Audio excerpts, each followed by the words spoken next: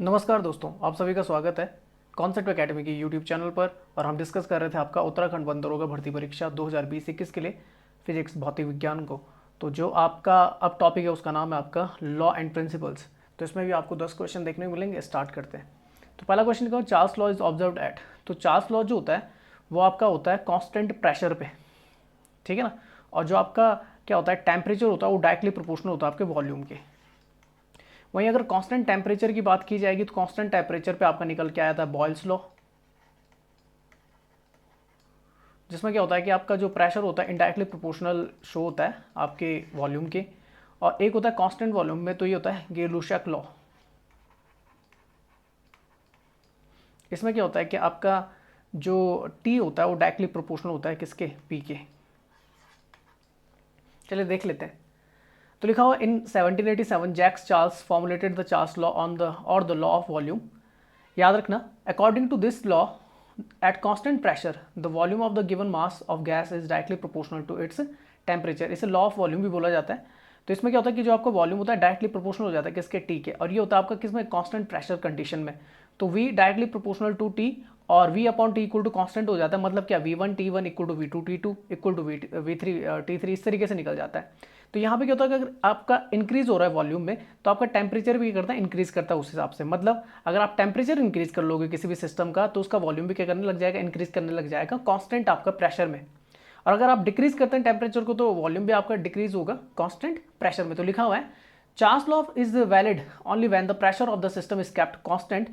Provided the pressure is kept constant, the gases when the heated will achieve the higher kinetic energy. जितना ज़्यादा आप क्या करोगे, heat up करोगे किसी भी सिस्टम को, गैसेस को, तो वो क्या करेगी, उतनी ज़्यादा क्या होगी, आपकी काइनेटिक एनर्जी इंक्रीज होने लग जाएगी।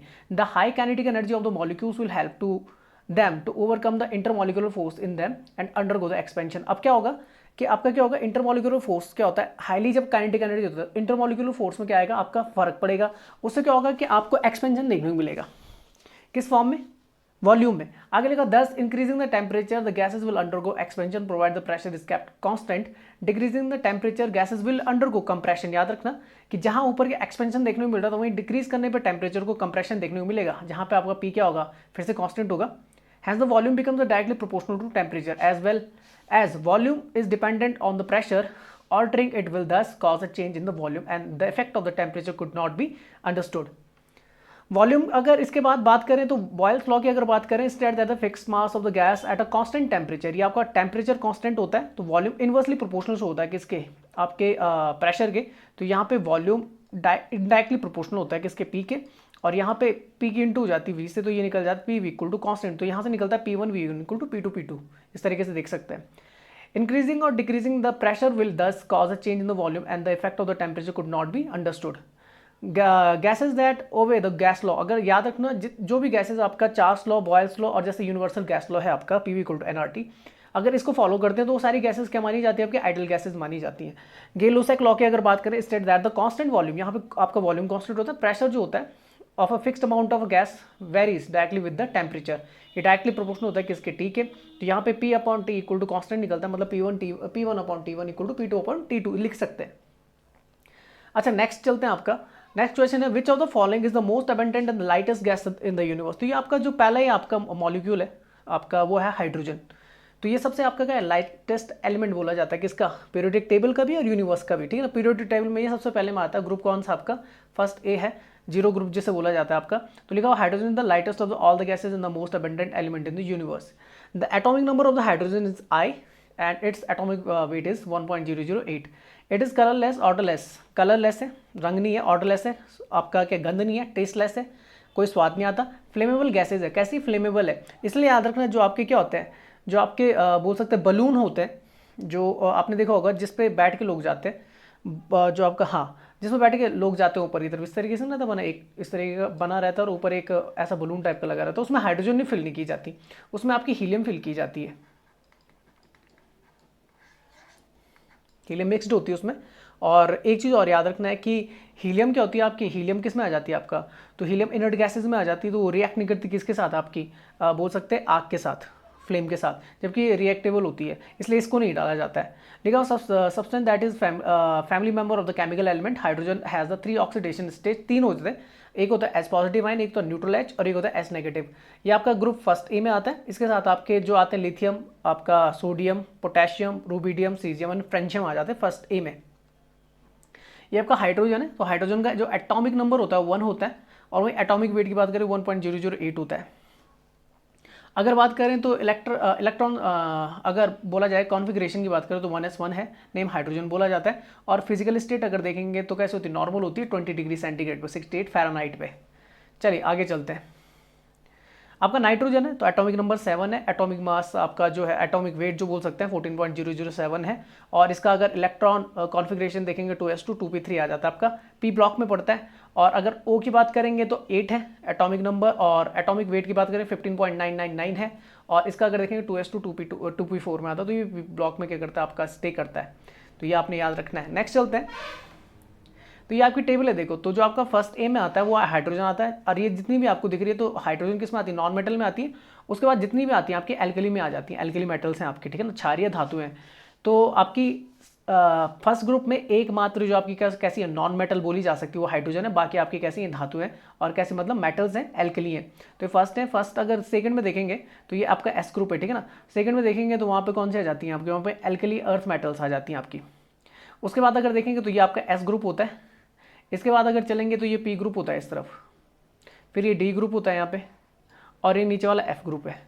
तो पहले एफ को समझ जाते हैं। तो एफ में मैंने बताया था इनको जो पहला वाला आपका लेटर होता है ना, इन्हीं नाम से जाना जाता है। जैसे इसको जो बोला जाता है आपका जो फर्स्ट वाला जो एफ ग्रुप में दिख रहा है, इसको बोला जाता है लेथनामाइड ग्रुप, और नीचे वाले को बोला जाता है एक्टेनाइड ग्रुप। उसके बाद अगर पी में चलेंगे तो पी में आपको मेनली दिख रही होंगी जो आपके जैसे ये लाइट ग्रीन कलर में दिख रही हैं, तो ये सारी मेटल्स है, जैसे कार्बन सॉरी नॉन मेटल्स है, कार्बन, नाइट्रोजन, ऑक्सीजन, फास्फोरस, आपका सल्फर और ये आपका सेलेनियम।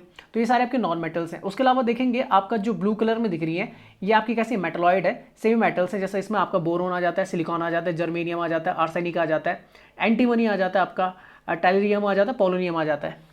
उसके अलावा ये पीले में जो आपको दिख रही है पोस्ट और ट्रांजिशनल मेटल्स बोली जाती हैं। आपको जो ये वायलेट कलर में दिख रही है ट्रांजिशनल मेटल्स हैं आपकी। आपको जो ये रेड कलर में दिख रही है नोबल गैसेज हैं, helium, neon, argon, krypton, xenon, radon और कौन सा, ऑग्नेसॉन। तो ऑग्नेसॉन नहीं भी याद रखोगे तब भी चलेगा। अच्छा, बाकी अगर आपको यहाँ पर जो दिख रहे हैं, जैसा आपका कौन सा दिख रहा है, फ्लोरीन दिख रहा है, क्लोरीन, ब्रोमीन, आयोडीन, ठीक है ना, और आपका आगे तरफ AT दिख रहा है और TS दिख रहा है, तो ये सारे कैसे होते हैं आपके, तो ये आपके हैलोजेंस, ये कैसी सारी आपकी हैलोजेंस हैं, ये आपने दिमाग में रखना है। चलिए नेक्स्ट चलते हैं। Next question, which of the following is based on the pascal law. Pascal जो लॉ होता है मैंने इससे पहले बताया था, हाइड्रोलिक लिफ्ट से रिलेटेड होता है, क्योंकि पास्कल लॉ बताता है कि जो आपका सिस्टम में जो प्रेशर पड़ता है वो सारे जगह पे कैसा पड़ता है, आपका सेम पड़ता है। इसलिए प्रेशर क्या होता है, हालांकि इसके पास भी डायरेक्शन होती है, पर डायरेक्शन के साथ ही क्या करता है, अपनी मैग्नीट्यूड को भी चेंज करता है, अलग अलग कर देता है इसको, इसलिए इसे स्केलर में रखा जाता है, ना कि किस में, वेक्टर में। ये मैं बता चुका हूँ आपको। तो लिखा पास्कल प्रिंसिपल या pascal law is the principle of the transmission of the fluid pressure. It says that the pressure exerted anywhere in the point of the confined fluid is transmitted equally in the all the direction through out the fluid. तो याद रखिए, जैसे यहाँ से pressure डाला तो सारी जगह में जितने भी पॉइंट्स वहाँ पे क्या होगा, इक्वल प्रेशर आपका क्या होगा, वहाँ पे दिखेगा। अच्छा, सेंट्रीफ्यूग की बात करेंगे। सेंट्रीफ्यूग में क्या होता है कि आपको सेपरेट करना होता है मिक्सचर को। तो लिखा centrifugation is use to separate. अच्छा, सेंट्रीफ्यूगेशन जो मेथड होता है वो आपका क्या होता है, जब यूरेनियम को इनरिच किया जाता है तब भी यूज किया जाता है। तो लिखा centrifugation use to separate the contact of the mixture according to their size and the density. The centrifuge works on the principle of the sedimentation. आगे लिखा हाइड्रोलिक लिफ्ट, तो मैंने बताया पास्कल लॉ से रिलेटेड है। मोटर की अगर बात करें तो मोटर जो करता है वो प्रिंसिपल पर काम करता है, आपका क्या है, मोटर जो काम करता है वो क्या करता है आपका, वो इलेक्ट्रिक एनर्जी को मैकेनिकल एनर्जी में आपका चेंज कर देता है। और आपका ये याद रखना है आप लोगों ने कि ये आपका जो फ्लेमिंग का सेकंड लॉ है, फ्लेमिंग सॉरी सेकंड नहीं, लेफ्ट हैंड रूल, वो किस प्रिंसिपल पे काम करता है, मोटर प्रिंसिपल पे काम करता है, इसलिए इसे मोटर लॉ भी बोलते हैं, फ्लेमिंग के लेफ्ट हैंड रूल को। और राइट हैंड को क्या बोलते हैं, आपका जनरेटर। आगे है क्वेश्चन एक, वहाँ पे समझा दूंगा। बाकी लीवर की बात करेंगे तो यहाँ पर आपका कहाँ पे देखने को मिलता है, तो ये आपको मशीन्स में देखने को मिलता है, ठीक है ना। तो लिखा lever is a simple machine that is made up of the two loads arm and the fulcrum. The distance from the fulcrum can be use to determine how the input and the output forces are related to each other. तो यहाँ पे मैं दिखा देता हूँ कि आपका जैसे यहाँ पे प्रेशर लगाया, प्रेशर है, यहाँ पे जनरेटेड फोर्स लगा है F1, यहाँ पे एरिया जो A1 है, तो यहाँ पर आपका जो होगा वो क्या होगा, अगर यहाँ पर मान लीजिए एरिया कितना A2 है तो फोर्स जो लगेगा F2 होगा, तो इनके बीच में क्या होगा, कांस्टेंट होगा, मतलब F2 upon F1 equal to होगा A2 upon A1, directly proportional होता है आपका, ये थोड़ा दिमाग में रखना। अच्छा, उसके बाद मैंने बताया था जो सेडिमेंटेशन प्रोसेस मैंने बताई थी यहाँ पर आपको, सेंट्रीफ्यूगेशन। तो आपने देखी होगी इस तरीके से जैसे ब्लड लेते हैं ना, तो ब्लड के सैंपल्स के टाइम पे आपने ऐसी मशीनें देखी होंगी, ये क्या करती है आपको अलग कर देती है। तो जैसे ब्लड लिया, मान लो दे लिखा हुआ है precipitated pellet stand of the concentrated particles in a tube after the successful centrifugation. तो इसमें क्या पैलेट को अंदर आपका अलग कर दिया गया किससे, सुपर नेटेंट से। जैसा आपका प्लाज्मा को अलग कर दिया जाता है, सीरम को अलग कर दिया जाता है किससे, प्लाज्मा से। तो उसमें क्या कर देते हैं, आपका क्या होता है कि जो क्लॉटिंग एजेंट होता है फाइब्रोनिजन, उसको अलग कर देते हैं, तो इसी तरीके का आपका बच जाता है। प्लाज्मा क्या होता है कि ब्लड में पाया जाता है आपका, ठीक है ना। मेनली आपका 55% जो होता है प्लाज्मा होता है, उसके अलावा आपकी सेल्स होती हैं 45% के आसपास, जिसमें आपकी आरबीसी आ जाती हैं, मेनली आरबीसी आ जाती है 44% के आसपास, और 1% आपकी क्या होती है 44% के आसपास, मैं यहाँ पर लिख देता हूँ 44%, और बाकी आपकी डब्ल्यूबीसी आ जाती हैं, उसके अलावा प्लेटलेट्स आ जाती हैं। प्लेटलेट्स का काम क्या होता है हमारी बॉडी के अंदर, तो मैंने बताया था क्लॉटिंग नहीं होने देती, और क्या करती है, इसमें जो पाया जाता है वो कौन सा पाया जाता है आपका, क्लॉटिंग एजेंट पाया जाता है, वो होता है आपका प्रोथ्रोम्बिन।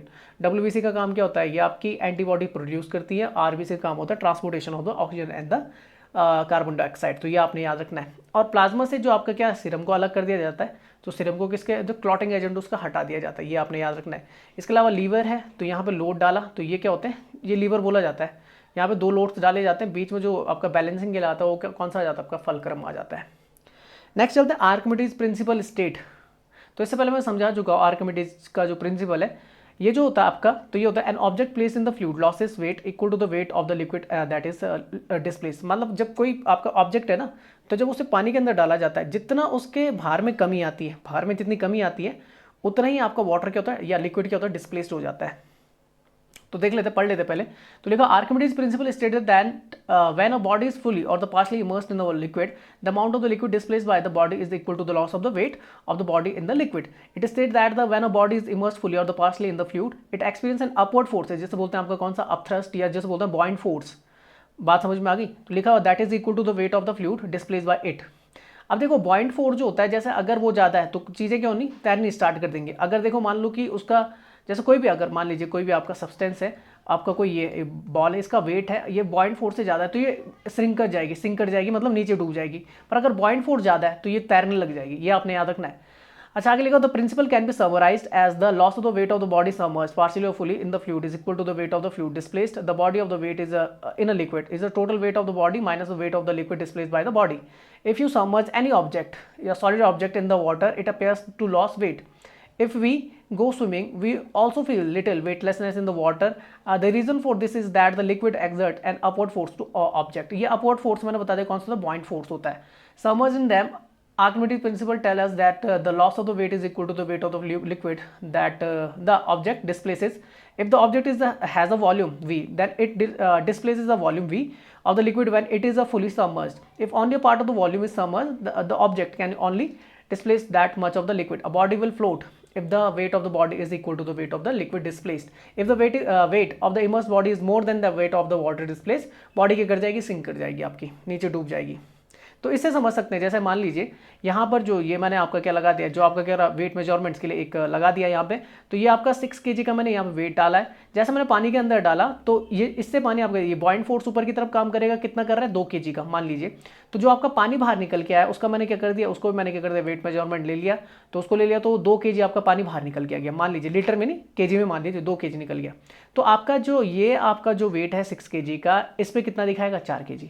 मतलब जितना डिस्प्लेस्ड होता है, जितना आपका क्या होता है, वाटर डिस्प्लेस होता है, उतना ही ये आपका जो क्या आपका मास है, उतना क्या करेगा, अपने आप को कम महसूस करेगा। तो 6 kg का देखो, 6 kg ने 2 kg वाटर को डिस्प्लेस किया, तो यहाँ पे उसका वेट कितना दिखाई दे रहा है, 4 दिखाई दे रहा है। तो ये होता है आपका आर्किमिडीज प्रिंसिपल। नेक्स्ट चलते हैं Bernoulli theorem is consequences of the conservation of, तो ये एनर्जी को दिखाता है। यहाँ पे क्या होता है कि ये फॉलो करता है क्या, कंजर्वेशन ऑफ द एनर्जी, ये एनर्जी कंजर्वेशन लॉ को आपको फॉलो करता है कि energy neither be created not to be destroyed, it just change its form from one to other. तो ये थोड़ा दिमाग में रखना है। तो लिखा हुआ Bernoulli principle for a streamline flow of an ideal liquid of a varying, अभी किसके लिए आता है, लिक्विड्स के लिए आता है। जैसे in varying cross section tube to the total energy per unit volume remains constant throughout the fluid. This mean that the steady flow the sum of the all forms of the mechanical energy in the fluid along the streamline is same at the all the point of the streamline. A Bernoulli principle is based on the principle of the conservation of the energy. So at each point the net energy conserved in the fluid. मैं यहाँ पे समझा देता हूँ आपको, देखो यहाँ पे आसान रहेगा। तो क्या होता है कि आपका ये कांस्टेंट रहता है। इसको समझने पहले ये देख लीजिए कि जो आपका पी प्रेशर होता है, ये आपकी rho density of the liquid है, तो हाफ रो वी स्क्वायर, यहाँ पे ये क्या काइनेटिक एनर्जी है, और ये आपका रो जी एच क्या है, यहाँ पर आपका जैसे एम आना चाहिए ना, आपका एम जी एच आना चाहिए, एम वी स्क्वायर आना चाहिए, पर क्योंकि ये लिक्विड के केस में बात की जा रही है तो ये क्या आ जाता है आपका, ये आ जाता है आपका कौन सा काइनेटिक एनर्जी, और ये आपके जाती है कौन सी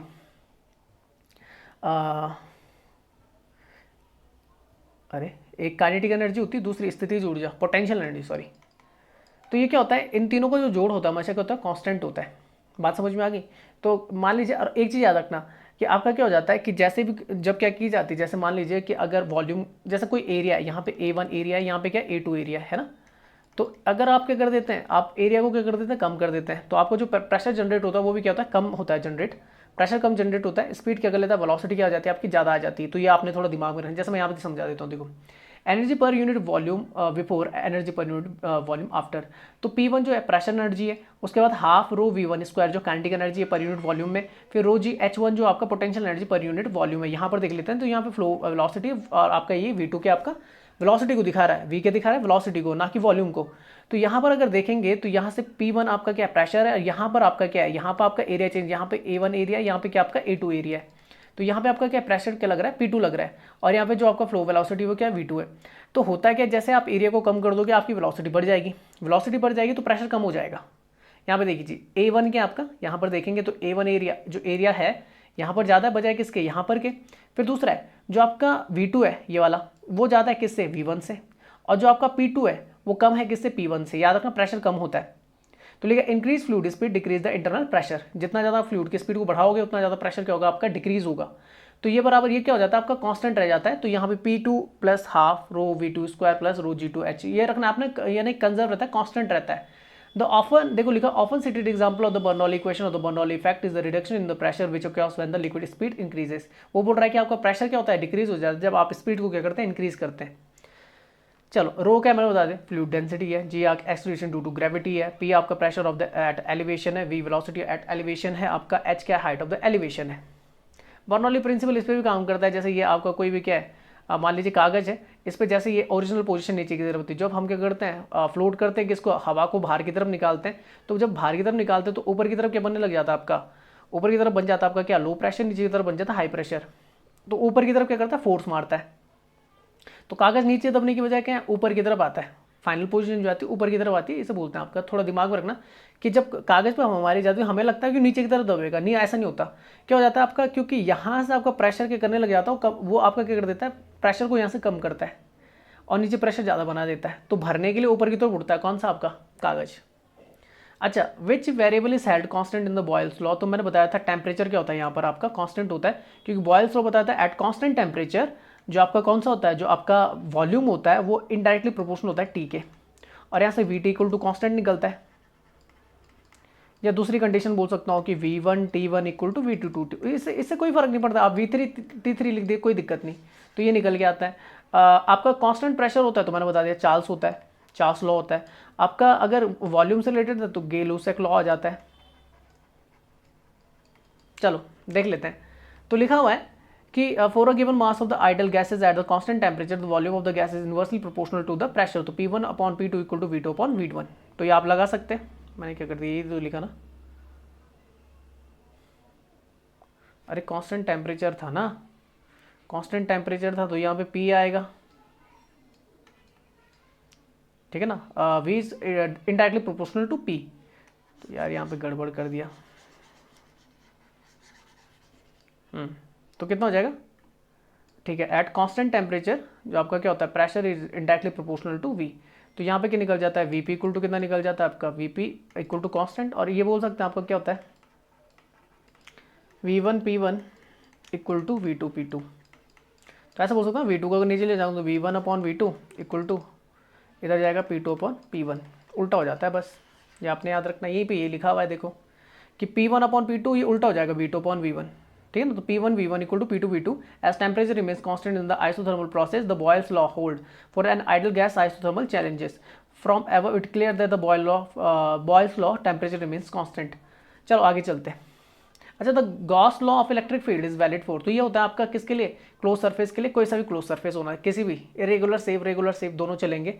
तो मैं यहाँ पे दिखा देता हूँ, लिखा हुआ है according to this law the total flux linked with the close surface called the Gaussian surfaces is 1/ε0 times the charges enclosed by the close surfaces. तो यहाँ पे phi equal to the integration of the E dot D A equal to q upon epsilon 0. This law is applicable for all the closed surfaces. According to this law, the total flux linked with the closed surface is called the Gaussian surfaces 1/, ठीक है। तो ये मैंने बता दिया। यहाँ से समझने से अच्छा है कि देखो गॉस लॉ दोनों के लिए काम करता है, मैग्नेटिज्म के लिए भी काम करता है और आपका इलेक्ट्रिसिटी के लिए भी काम करता है। दोनों में एक अंतर है, देखो यहाँ पे बी किसको दिखाता है, आपका मैग्नेटिक फील्ड को दिखाता है, जबकि ई किसको दिखाता है, आपका इलेक्ट्रिक फील्ड को दिखाता है। तो पहली चीज़ तो यहाँ पे देख लीजिए, पढ़ लीजिए। तो ये तो पहले आप देख लेंगे ना, integration of the B dot D equal to 0, magnetic poles can not be isolated, there are no sources of the sink. अब ये वाली लाइन आपने पढ़नी है, ये आपने याद रखना है कि Gaussian law of the magnetism क्या बोलता है कि number of the lines entering the Gaussian surface is equal to the lines leaving the surface. जितनी आपके अंदर आएंगे मैग्नेटिक फील्ड में उतनी क्या चल जाएंगी, आपकी बाहर चली जाएंगी गॉसियन सरफेस में। आप देख रहे हैं डॉट डॉट से जो दिखा रहा है वो गॉसियन सरफेस को दिखाया जा रहा है, किसी भी शेप का हो सकता है। यहाँ पे कैसे दिख रहा है, आपका इरेगुलर शेप का दिख रहा है। तो यही चीज़ वो बोलता है कि जितनी लाइन आपके अंदर आएंगी उतनी क्या चली जाएंगी, आपकी बाहर चली जाएंगी। अगर किसकी बात होती है, मैग्नेटिज्म की। पर उल्टा होता है इलेक्ट्रिसिटी के साथ। इलेक्ट्रिसिटी में क्या होता है कि electric charges can be isolated, they are the sources of the sink. तो ये क्या होता है, आपका integration of the E dot D A equal to Q upon epsilon not या एप्सिलॉन ओ या 0। यहाँ पर कंडीशन अलग होती है। यहाँ पे लिखा होता है number of the lines entering the Gaussian surface do not equal to the lines leaving the surface. जितनी आपके अंदर आ रही है उतनी बाहर नहीं जाती है गॉसियन सरफेस से, ये जो आपका डॉट डॉट में दिखा रखा है। तो मैग्नेटिज्म में क्या होता है, जितनी आई उतनी गई, पर जो आपका इलेक्ट्रिसिटी में आती है जितनी आपके अंदर आती है, आपका क्या होता है इलेक्ट्रिक फील्ड में, उतनी आपकी क्या नहीं हो पाती, बाहर नहीं जा पाती, क्योंकि ये क्या है आपकी एनर्जी क्या करती है, यहाँ पे लॉस करती है, जबकि मैग्नेटिक फील्ड में ये काम नहीं करता। तो आपने याद रखना है गॉसियन लॉ दो तरीके से काम करता है, एक आपका मैग्नेटिज्म के लिए और एक आप इलेक्ट्रिसिटी के लिए। तो दोनों आपने याद रखना है। ये फॉर्मूला जरूर याद रखना कि B dot D equal to 0 और एक आपने याद रखना कि E dot D equal to Q upon epsilon 0। अच्छा, नेक्स्ट आता है Hooke's theory is related to which of the following. तो ये इलास्टिसिटी को दिखाती है और ये रिलेशन दिखाता है स्ट्रेस और किसके बीच में, स्ट्रेस और स्ट्रेन के बीच में, हुक्स लॉ, ठीक है ना। इन दोनों का जो आपका अनुपात होता है हमेशा क्या होता है, एक कांस्टेंट होता है। यही बताता है कौन, आपका हुक्स। चलो देख लेते हैं, पढ़ लेते हैं क्या लिखा हुआ है। लिखा elasticity is ability to deform the material body to return to its original shape. अच्छा, एक होता है इलास्टिसिटी, एक होता है प्लास्टिसिटी। इलास्टिसिटी में क्या है कि उसमें ये आपकी क्या होती है, कुव्वत होती है कि कोई भी चीज़ अगर आप खींची जा रही है तो अपनी ओरिजिनल शेप में आ जाएगा वापस। प्लास्टिसिटी में ऐसा नहीं होता, आपने किसी चीज़ को खींचा तो वापस नहीं जाएगा और उसके बाद क्या होता है वो ब्रेक कर सकता है। इलास्टिसिटी प्लास्टिसिटी में बदल सकती है, प्लास्टिसिटी आपका ब्रेकेबल हो सकता है। तो लिखा हुआ है and size when the forces causing the deformation are removed, a body with this ability is said to the behave or respond elastically. Fluid pressure अगर बात करें जो नेक्स्ट था, तो लिखा fluid pressure is the pressure point within the fluid arising due to the weight of the fluid. Radioactivity बता रखा है is the process which an unstable atomic nucleus lost energy by the radiation. A material containing the unstable nucleus is considered radioactive. Three of the most common types of the decay are the alpha decay, beta decay and the gamma. याद रखना कि radioactive elements से आपके तीन तरीके की raise बाहर निकलती हैं, अल्फा, बीटा एंड गामा। लिखा हुआ all of which involve the emitting one or the more particles or the photons. तो यहाँ पे देख लेते हैं हुक्स लॉ। ये बताता है, हुक्स लॉ बताता है आपका F इक्वल टू माइनस के एक्स को, के क्या आपका कांस्टेंट है, तो F जहाँ पे आपका क्या फोर्स है वहीं पे x क्या आपका डिस्प्लेसमेंट है। या आप याद रख सकते हैं कि ये क्या हो रहा है, आपकी कोई चीज़ क्या है खींची जा रही है, तो यहाँ पे जितना ज़्यादा शिफ्ट मारा जा रहा है, देख लीजिए ये आपका क्या अनस्ट्रेच्ड स्प्रिंग है, इसे खींचा गया, किस फोर्स से खींचा गया, एफ से। तो ये इसमें जो आपका चेंजेस देखने को मिलेगा वो कितना देखने को मिलेगा, एक्स। वहीं अगर मैं इसका दुगना फोर्स लगाऊं तो स्ट्रेच कितना हो जाएगा, 2x हो जाएगा। अभी भी इलास्टिसिटी मतलब ये वापस आएगा। इसके अंदर क्या है, इसके अंदर एक स्टोर्ड एनर्जी है जो आपकी पोटेंशियल एनर्जी है। जैसे इसको छोड़ूंगा ये क्या आ जाएगा, काइनेटिक एनर्जी को पकड़ लेगा और अपनी जो आपकी क्या है इनिशियल पोजीशन है उसमें वापस आ जाएगा। दूसरा आता है, देखो ये आपका जो ग्राफ दिख रहा है ना यहाँ तक, इस पॉइंट तक इसके अंदर क्या इलास्टिसिटी दिखाई दे रही है, जो इसके अंदर इलास्टिसिटी है, मतलब ये खींचा चला जा रहा है। पर इसको अगर ज़्यादा खींचा जाएगा तो इसके अंदर जो बोल सकते हैं जो बिहेवियर आता है वो प्लास्टिसिटी का आता है। प्लास्टिसिटी के बाद क्या हो सकता है कि जैसे प्लास्टिसिटी, अब वो जो चीज़ अपना इनिशियल वे में नहीं आएगी, इनिशियल जो पोजीशन है उसमें वापस नहीं आएगी, ये खींचती चली जाएगी। तो ये क्या होगा, एक पॉइंट आएगा जहाँ पे ये फ्रैक्चर कर जाएगा, मतलब ब्रेक हो जाएगा, ठीक है ना। और यही यंग्स मॉडुलस को दिखाता है, rise upon run equal slope. तो मतलब स्ट्रेस अपॉन स्ट्रेन, याद रखना यंग्स मॉडुलस हुक्स लॉ एक ही चीज़ है, कुछ अलग नहीं है। तो ये थोड़ा दिमाग में रखना आप लोगों ने। तो ये देख लीजिए, ये कंप्रेशन है, ये टेंशन है, खींचा जा रहा है, ये शेयर है, दोनों तरफ से खींचा जा रहा है। ये आपका कैसा है, टॉर्शन है, घुमाया जा रहा है। और ये आपका कैसा है, बेंडिंग है। तो नीटा इक्वल टू होता है आपका ई एप्सिलॉन, जहाँ पे नीटा क्या होता है, स्ट्रेस होता है और एप्सिलॉन आपका स्ट्रेस होता है। तो मैंने ये बताया था नीटा जो आपका स्ट्रेस होता है ये याद रखना, इसमें और प्रेशर में एक ही अंतर, प्रेशर जो होता है आपका, प्रेशर का जो फॉर्मूला होता है सेम होता है, P इक्वल टू कितना होता है, F अपॉन ए होता है। और स्ट्रेस का अगर फॉर्मूला बोलूँ ना, नीटा इक्वल टू ये भी F अपॉन ए होता है। पर याद रखना कि जो प्रेशर होता है वो थीटा इक्वल टू 90 डिग्री पे करता है, मतलब हमेशा परपेंडिकुलर डायरेक्शन में लगता है। इसलिए प्रेशर आपका कैसा होता है, एक कैसी क्वांटिटी आपकी स्केलर है, ये आपने याद रखना है। जबकि नीटा को किस फॉर्म में रखा जा सकता है, आपका वेक्टर फॉर्म में रखा जा सकता है, ठीक है ना। अच्छा, नीटा की अगर मैं बात करूं तो F अपॉन ए होता है, मतलब ये भी क्या है आपका प्रेशर ही है। और इसका जो आपका क्या होता है, बोल सकते हैं यूनिट है, इसका भी आपका क्या निकल गया था, पास्कल ही आता है। क्या आता है, पास्कल ही आता है, देख लीजिए। तो इसका यूनिट पास्कल होता है। जबकि एफ साइलेंट जो होता है स्ट्रेन को दिखाता है, ये रेशियो को दिखाता है। जैसे ये आपका क्या डेल्टा एल है, तो ये चेंज इन द लेंथ है, और नीचे जो आपका एल नॉट है ये आपका इनिशियल लेंथ है। तो ऊपर भी लेंथ नीचे भी लेंथ, तो ये कैसा हो जाता है आपका यूनिटलेस हो जाता है। ये पेपर में पूछा जाता है कि स्ट्रेन की जो यूनिट है वो क्या है, तो ये यूनिटलेस है आपका।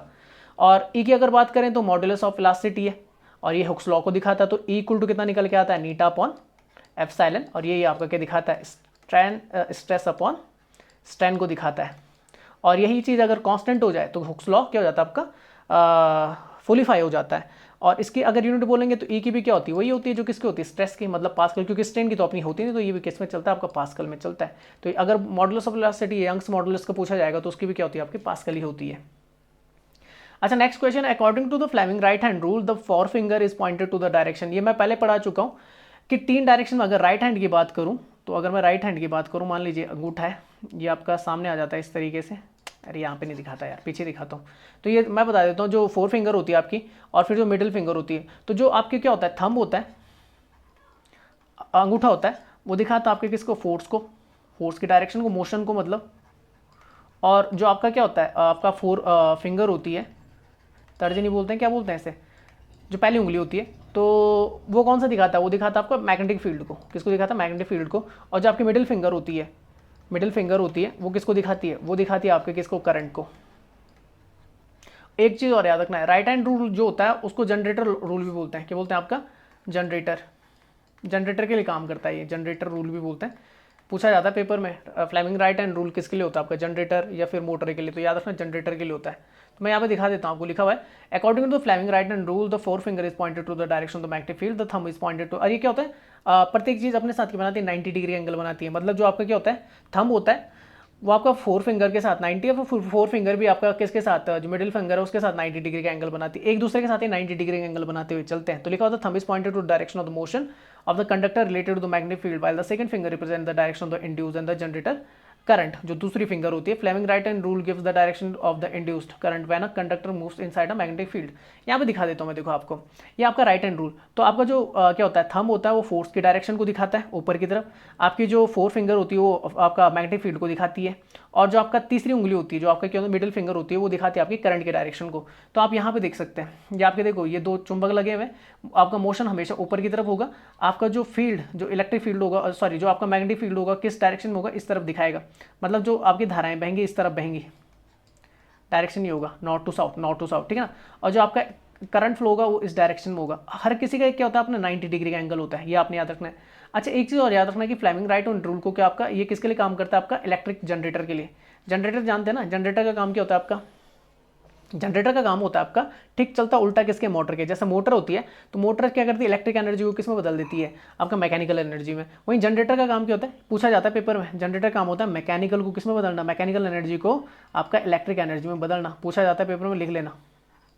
तो इसे जनरेटर रूल भी बोलते हैं, किसको, राइट हैंड रूल को। तो याद रखना, मैंने वो तो कैसे याद करेगा, मैं राइट को नहीं करता याद, मैं लेफ्ट को करता हूँ, उसे याद करना आसान है। तो राइट का अपना आप याद हो जाएगा। देखो फ्लेमिंग लेफ्ट हैंड रूल है, तो ये देखो फोर्स को दिखाएगा थंब, बीच वाला जो आपका फील्ड को है, पर डायरेक्शन देख लो, डायरेक्शन इंपॉर्टेंट होती है, होता तो दोनों में सेम ही हो।